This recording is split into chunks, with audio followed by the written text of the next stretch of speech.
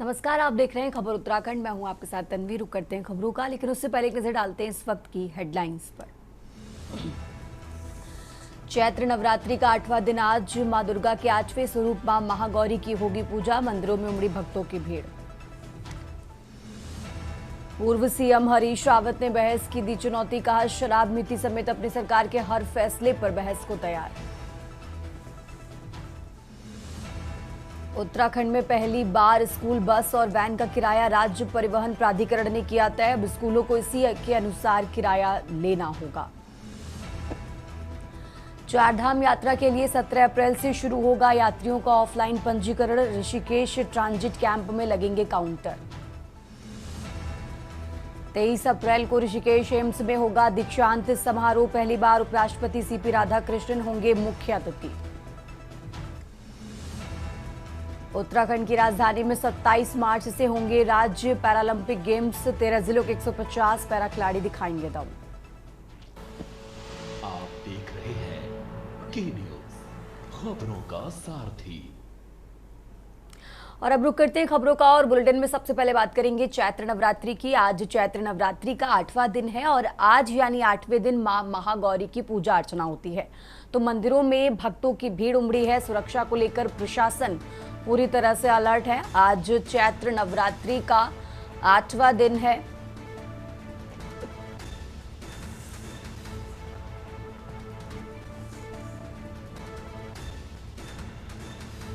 तो चैत्र नवरात्रि का 8वां दिन आज, और आज यानी 8वें दिन मां महागौरी की पूजा अर्चना होती है।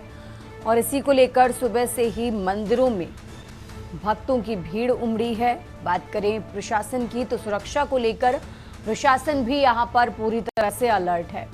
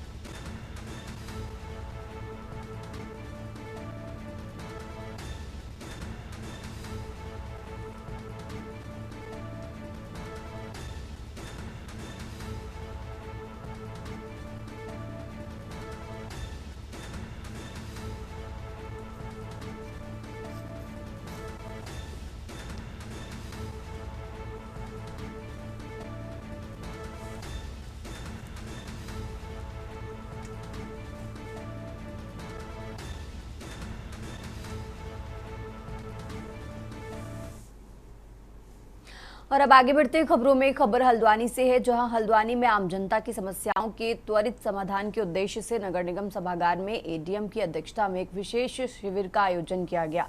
शिविर में नगर निकायों से संबंधित नामांतरण, राजस्व तथा भवन नक्शों से जुड़े मामलों का मौके पर ही निस्तारण किया गया। इस दौरान राजस्व विभाग, नगर निगम और प्राधिकरण के अधिकारी उपस्थित रहे।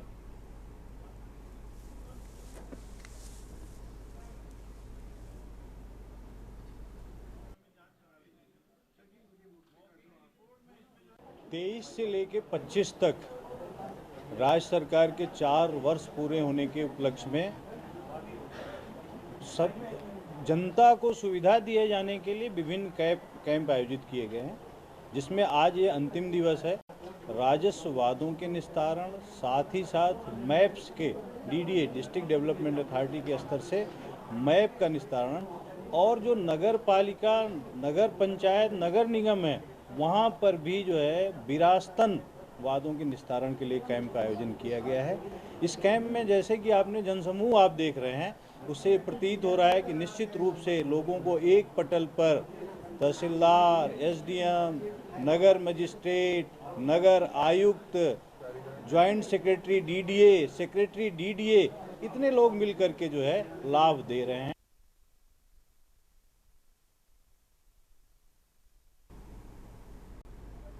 और अब आगे बढ़ते खबरों में एम्स अस्पताल के ओपीडी में उस समय अफरा तफरी मच गई जब एक साइक्रेटिक मरीज अचानक घबराकर भागने लगा। मरीज अपने परिजनों के साथ अस्पताल में जांच कराने आया था। टेस्ट के दौरान घबराहट के चलते वो ओपीडी से निकलकर सीढ़ियों की ओर दौड़ पड़ा, ऊपर की ओर पहुंच गया। बताया गया कि ऊपर का गेट बंद था, जिसे मरीज ने धक्का देकर खोलने की कोशिश की और आगे बढ़ गया।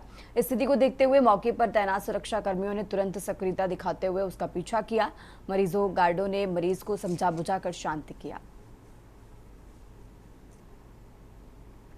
ये हमने देखा एक पेशेंट अचानक से साइकियाट्री पेशेंट था, वो आया हुआ था और उसके कुछ टेस्ट करने थे।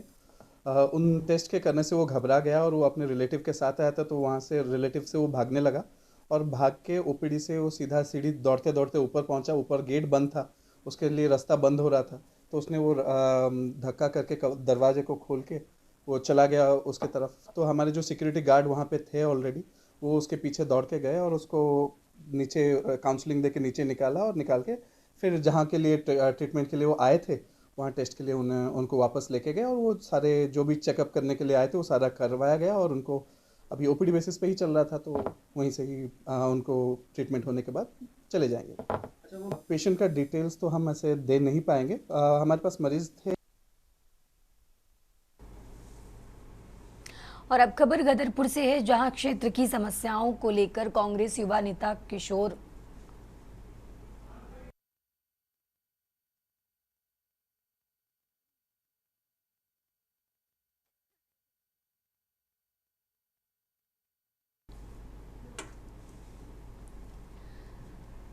ये ज्ञापन छतरपुर रेलवे स्टेशन के यात्रियों के लिए खोलने और रेलवे क्रॉसिंग पर फ्लाईओवर निर्माण की मांग को लेकर दिया गया। कांग्रेस युवा नेता किशोर हल्दर ने बताया कि पंतनगर हवाई अड्डे के विस्तारीकरण के चलते हल्दी रेलवे स्टेशन को यात्रियों के लिए बंद कर दिया गया है, जिससे क्षेत्र के लोगों को भारी परेशानियों का सामना करना पड़ रहा है। देखिए, हम दो मुद्दे को लेकर माननीय जिला अधिकारी जी के पास आए थे। एक तो पहला मुद्दा ये था कि जो हल्दी रेलवे स्टेशन है वो पंतनगर हवाई अड्डे के विस्तारीकरण के चलते उसमें यात्रियों का जो आवागमन है वो बंद हो चुका है। तो हमारा उनसे ये मांग है रेल मंत्री से कि जो छतरपुर रेलवे स्टेशन है उसको यात्रियों के लिए खोला जाए और जिन ट्रेनों का संचालन हल्दी रेलवे स्टेशन से होता था उन्हीं ट्रेनों का संचालन छतरपुर रेलवे स्टेशन से हो, क्योंकि यहाँ पर स्टेशन मास्टर भी है और स्टेशन भी बना हुआ है, तो इसलिए सरकार को इसमें ज़्यादा वित्तीय भार नहीं पड़ेगा।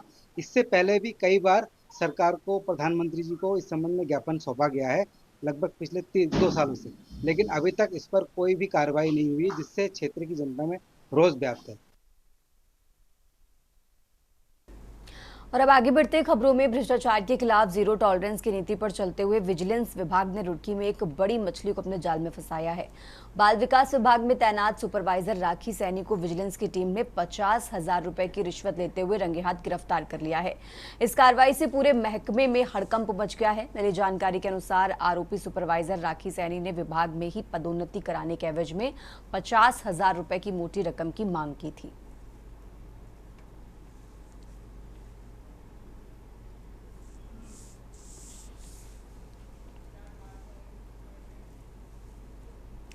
उत्तराखंड में मंत्रिमंडल विस्तार के बाद मुख्यमंत्री पुष्कर सिंह धामी ने अपनी सियासी टीम को 2027 के चुनावी लक्ष्य के हिसाब से नया आकार दे दिया है।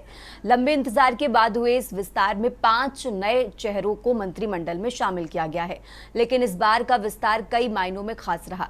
सबसे ज्यादा चर्चा इस बात को लेकर है कि धामी सरकार में अब बड़ी संख्या उन नेताओं की हो गई है जिनकी राजनीतिक जड़ें कभी कांग्रेस या अन्य दलों में रही हैं। इससे प्रदेश की राजनीति में एक नया पैटर्न शुरू हो गया है। ये रिपोर्ट देखिए। आखिरकार लंबे इंतजार और तमाम कयासों के बाद धामी मंत्रिमंडल का विस्तार हो गया है। ऐसे में धामी सरकार के मंत्रिमंडल विस्तार पर कांग्रेस की प्रतिक्रिया भी सामने आई। कांग्रेस प्रदेश के पूर्व अध्यक्ष व विधायक प्रीतम सिंह का कहना है कि धामी सरकार को बीते 4 साल से ज्यादा का समय बीत गया है, अब जाकर मंत्रिमंडल का विस्तार किया गया। ऐसे में नए मंत्रियों को बधाई, तो वहीं उनके द्वारा धामी सरकार पर कटाक्ष भी किया गया। प्रीतम सिंह का कहना है कि कांग्रेस से गए लोगों को ही सरकार चलाना आता है। इसका मतलब यही है कि भाजपा के पास लोग ऐसे नहीं हैं जो सरकार चला सके। वहीं भाजपा भी विपक्ष के सवाल पर दबे मुंह से टिप्पणी करती नजर आ रही है कि जो कांग्रेस से गए हुए लोग थे उनको ही सरकार चलाना आता है। इसका मतलब सीधा सीधा है कि भाजपा में ऐसे लोग नहीं हैं जो सरकार को संचालित कर सके या चला सके। इसलिए भाई हमारे यहाँ से गए, लेकिन वहाँ भी उन्होंने अपना झंडा जो है गाड़ने का काम किया है। मैं सबको बधाई देता हूँ, लेकिन अब वो बीजेपी के अंग है तो उन्हें जो बीजेपी का एजेंडा है उस पर काम करना पड़ता है। भूमि के लोग रहे होंगे, हैं नहीं रहे होंगे। आज की तारीख में भारतीय जनता पार्टी के कार्यकर्ता हैं, भारतीय जनता पार्टी के चुनाव चिन्ह पर चुनाव जीत कर आए हैं, भारतीय जनता पार्टी की अगली सरकार बनाने के लिए तत्पर हैं, उसके लिए प्रयासरत हैं। तो उनको भारतीय जनता पार्टी का कार्यकर्ता ही मानना चाहिए। ये सोच गलत है कि हमें कहीं साहब वो पहले कांग्रेस में थे, रहे होंगे। अरे कांग्रेस में स्थितियाँ ठीक नहीं थी तभी तो वो भाजपा में आए हैं, और भाजपा में आके आज उन्होंने भाजपा को आत्मसात किया है, भाजपा को आगे बढ़ाने के लिए काम कर रहे हैं, हमारे एजेंडे पर काम कर रहे हैं। धामी के नए मंत्रिमंडल विस्तार पर अब नई बहस शुरू हो गई, जहां कांग्रेस पार्टी सत्ता दल भाजपा में लंबे समय से काम कर रहे हैं। कार्यकर्ता और दिग्गज नेताओं पर चुटकी लेते नजर आ रहे हैं। गणेश कोदियाल ने कटाक्ष किया कि वो मुख्यमंत्री धामी का धन्यवाद अदा करना चाहते हैं कि उन्होंने कांग्रेस पृष्ठभूमि से आने वाले नेताओं का बखूबी ख्याल रखा है। उन्होंने कहा कि बीजेपी के मंत्रिमंडल में पहले से ही कांग्रेस पृष्ठभूमि के नेताओं का बहुमत रहा है। वर्तमान में हुए मंत्रिमंडल विस्तार में भी इस बात का मुख्यमंत्री धामी ने पूरा ख्याल रखा है। इसके लिए बीजेपी कार्यकर्ताओं को भी मुख्यमंत्री धामी का धन्यवाद अदा करना चाहिए। धामी का स्पष्ट मानना है कि दूसरे दलों से आए नेताओं को प्राथमिकता दी जाएगी, लेकिन जिन बीजेपी कार्यकर्ताओं ने पार्टी के लिए पूरा जीवन खपा दिया, उनके लिए संदेश है कि फिलहाल वो जिस काम को करते आ रहे हैं उस काम को बदस्तूर जारी रखें। वहीं भाजपा ने भी विपक्ष के सवालों पर अपना स्पष्ट जवाब देते हुए अपने कार्यकर्ताओं को परिवार का हिस्सा बताते हुए सभी का ख्याल रखने की बात की है। ये बधाई देना, कांग्रेस और भाजपा एक ही सिक्के के दो पहलू हैं। अब वो उनको ये रहता है कि अब सरकार में हम थे तो हमारे भ्रष्टाचार नहीं खुलेंगे, उनके भ्रष्टाचार होंगे तो वो नहीं खोलेंगे। तो प्रदेश की जनता को इससे कोई लेना देना नहीं है। मंत्री पर जो विस्तार हमारे धामी जी ने किया है वो हमने पहले ही कहा है कि ये 4 साल तक धामी जी ने अपना मंत्रिमंडल विस्तार नहीं किया, विभागों को सही ढंग से संचालित नहीं हुए, विभागों की समस्या जस की तस रही, जनता की जस की तस रही। तो मंत्रिमंडल विस्तार से जनता को कोई लाभ मिलने वाला नहीं है, अतिरिक्त बोझ और धामी जी ने डाल दिया। ये उत्तराखंड कांग्रेस दल का कहना है। इससे कोई लाभ यदि एक पैसे का हो राज्य की जनता को तो भाजपा वो बताए। भाजपा झूठा प्रचार करती है और भाजपा ने प्रोपोगंडा कर इस राज्य की लोगों को भ्रमित किया हुआ है। चाहे बेरोजगारी हो, बेरोजगारी चरम पर है, स्वास्थ्य की स्थिति खराब है, शिक्षा की स्थिति खराब है। बहरहाल इस मंत्रिमंडल का जो बना है, मैं धामी जी को धन्यवाद देना चाहता हूं कि उन्होंने कांग्रेस पृष्ठभूमि के लोगों का बहुत बखूबी ख्याल रखा है। पहले से ही मंत्रिमंडल में कांग्रेस पृष्ठभूमि की का उनका बहुमत है और वर्तमान में भी इस बात का पूरा ख्याल रखा गया है। वर्तमान के 5 मंत्रीगणों में जिन्होंने आज शपथ ली, उनमें से 3 कांग्रेसी पृष्ठभूमि के मंत्री हैं और इसके लिए निश्चित रूप में पूरे प्रदेश की ओर से और खास करके भारतीय जनता पार्टी के कार्यकर्ताओं की ओर से धामी जी को धन्यवाद दिया जाना चाहिए। हम तो दे ही रहे हैं, लेकिन उनकी तरफ से भी दिया जाना चाहिए। देखिए, कांग्रेस के किस नेता ने क्या कहा ये तो मैं उसमें नहीं जाता हूं, लेकिन कांग्रेस को अगर चिंता ही है तो उनको खुश होना चाहिए कि उनके जो कार्यकर्ता पहले रहे उनको मंत्रिपरिषद में भारतीय जनता पार्टी ने मंत्री बना दिया। लेकिन कांग्रेस की चिंता वो नहीं है। वो कांग्रेस से खिन्न होकर के, कांग्रेस को छोड़ करके भारतीय जनता पार्टी में आए हैं और भारतीय जनता पार्टी में एक कार्यकर्ता के नाते से रचे हैं, बसे हैं और भारतीय जनता पार्टी ने भी उनकी योग्यता क्षमता के आधार पर उनको सम्मान देने का काम किया है। तो वो अब भारतीय जनता पार्टी के कार्यकर्ता हैं, इसलिए कांग्रेस की स्थिति होगी खिसियानी बिल्ली खंबा नोचे। अब कांग्रेस खुद अपने दम पर सरकार बनाने की स्थिति में नहीं है। राजनीतिक जानकार की माने तो ये मंत्रिमंडल विस्तार सिर्फ एक प्रशासनिक प्रक्रिया नहीं बल्कि 2027 के विधानसभा चुनाव की रणनीतिक तैयारी का हिस्सा है। भाजपा ने साफ संकेत दिया है कि वो चुनाव जीतने की क्षमता रखने वाले चेहरों को तरजीह दे रही है, चाहे वो किसी भी दल से आए हों। ऐसे में कांग्रेस से आए नेताओं की बढ़ती हिस्सेदारी ये बताती है कि प्रदेश की राजनीति में दल बदल अब सिर्फ अपवाद नहीं बल्कि एक स्थापित ट्रेंड बन चुका है, जो आने वाले समय में प्रदेश की राजनीति में और बढ़ता ही नजर आएगा। Uttarakhand desk report.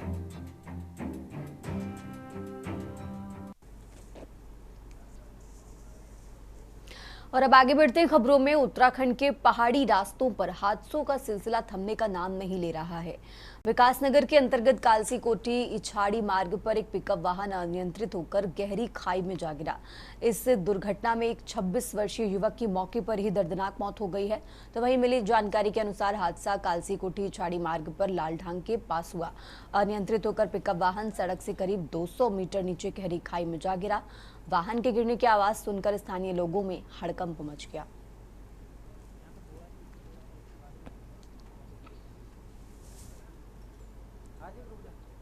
पहले एक आदमी नीचे पहुंचाओ पूरा।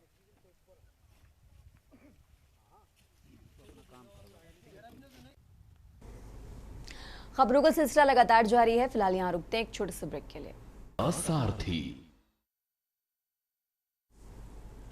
ब्रेक से वापस आ चुके हैं। रुक करते हैं खबरों का। बात कर रहे हैं लक्सर की, जहां मुख्यालय पर जन जन की सरकार 4 साल बेमिसाल थीम के तहत आयोजित बहुउद्देशीय शिविर में प्रशासनिक और राजनीतिक उपस्थिति बेहद कम देखने को मिली।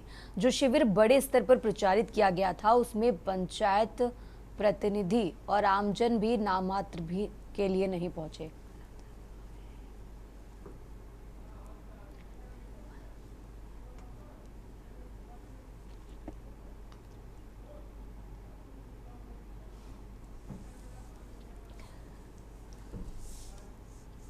लक्सर में जन जन की सरकार 4 साल बेमिसाल के उपलक्ष्य में एक बहुउद्देशीय शिविर का आयोजन किया जा रहा है, जिसमें लोगों ने बढ़ चढ़ के यहाँ पर हिस्सा लिया है। जिसमें ये है कि जो हमारे सरकार के 4 साल थे उसमें जो भी जनता के लिए जो जन कल्याणकारी योजनाएं जो आई उनके संबंध में जो भी यहाँ पर आम लोग आए थे उनको जानकारी देना और जितनी भी योजनाओं का लोगों ने लाभ उठाया है, जिससे जनता सशक्त हुई है, सशक्तिकरण इनका बढ़ा है।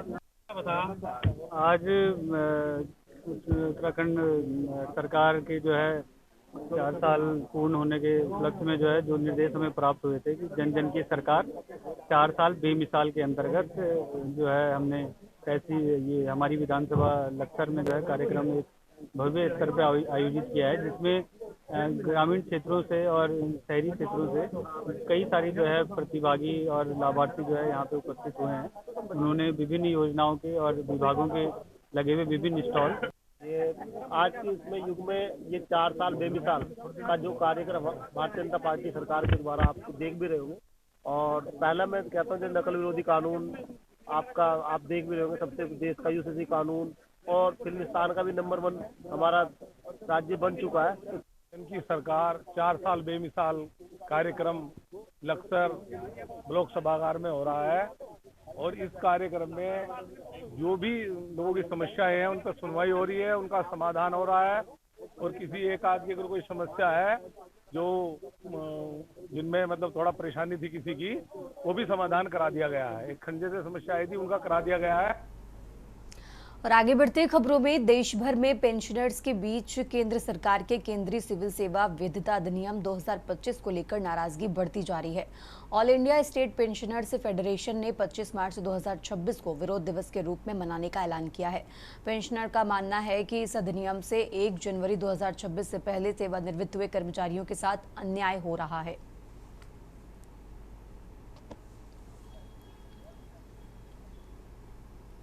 मैंने ज्ञापन जो प्रेषित किया था उसमें बताया भी था कि दिनांक 25 मार्च 2025 को भारत की संसद में एक ऐसा अधिनियम पारित कर दिया है जिसके तहत पेंशनर्स में छूट डाल दी गई है।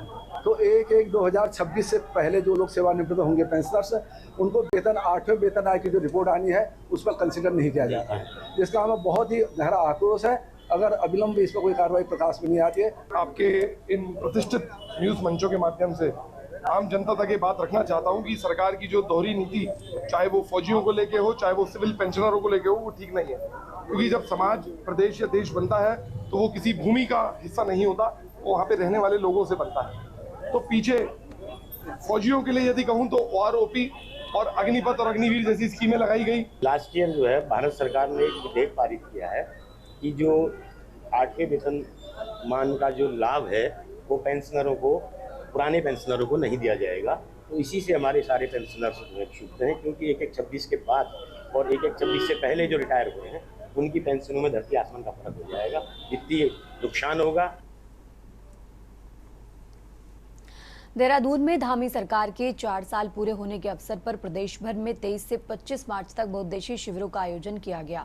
इसी क्रम में रायपुर ब्लॉक मुख्यालय पर जन जन की सरकार 4 साल बेमिसाल कार्यक्रम के तहत भाजपा विधायक रमेश शर्मा काऊ की अध्यक्षता में शिविर लगाया गया। इस दौरान विभिन्न सरकारी योजनाओं के माध्यम से 257 लाभार्थियों को सीधे लाभ पहुंचाया गया।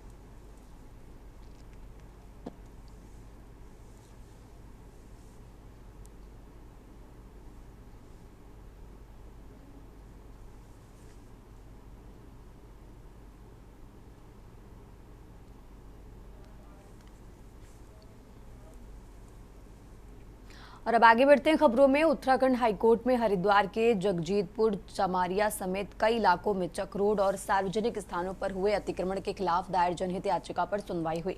मामले में खंडपीठ ने याचिका का निस्तारण करते हुए याचिकाकर्ता से कहा कि वो अतिक्रमण से जुड़े दस्तावेज संबंधित विभाग को सौंपे, जिसके बाद अधिकारी जांच कर उचित कार्रवाई करें।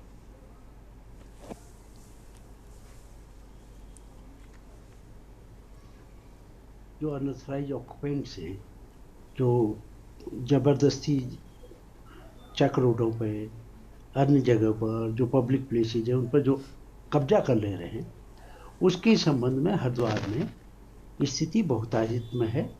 एक हरिश्चंद्र जी ने ये याचिका दायर की थी कि जो लोग कब्जे में हैं इन जगहों पर उनको कब्जे से रिमूव किया जाए। हाई कोर्ट ने उस रिट पिटीशन को फाइनली डिस्पोज कर दिया। फाइनली ये कहते हुए डिस्पोज कर दिया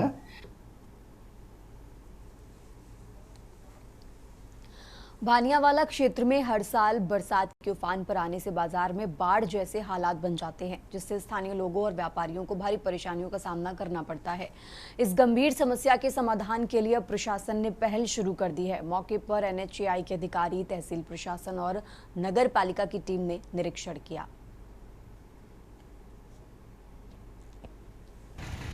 ऐसा नहीं कि जो रोड बन रही है अभी 07 है NHAI का, और ये रोड का काम शुरू होने वाला है, लेकिन इसे शुरू होने से पहले हमने कहा था कि पहले इस नाले का समाधान किया जाए। तो शासन प्रशासन और NHAI की पूरी टीम आ रखी है, और हमारे नगर पालिका की टीम भी है यहाँ पर, और ये प्रशासन से राजस्व की भी एक टीम यहाँ पे आ रखी है। इस नाले को देखना चाह रही है कि कहाँ से रहा है। तो ये पानी तो बहुत पीछे जा रहा है, लेकिन ये जब आता है बरसात में बहुत ज़्यादा तबाही लेके आता है। इसको लकड़ियाँ भी आती है, पत्थर पत्ते बह के आते हैं, तो सड़क में पूरा पानी आता है। यहाँ तक कि लोग घरों के अलावा दुकानों में पानी घुसता है। तो हमने कहा था पहले इसका समाधान किया जाए कि सब खोद के, सड़क को पूरी खोद के तो सोंग नदी में निकाला जाए। तो आज उसी मौके पे या तीसरा इनका सर्वे है, तीसरी बार मौके पर क्योंकि अब काम शुरू होने वाला है। तो हमने कहा पहले जब तक इसका समाधान नहीं करोगे तो रोड बनाने का फायदा नहीं होगा, क्योंकि सारा पानी रोड पे आएगा तो उसका फायदा कुछ नहीं होना था। इसलिए उसके समाधान पे आज पूरी टीमें लगी। उत्तराखंड की खबरों में फिलहाल इतना ही। आप देखते रहिए के न्यूज़ इंडिया।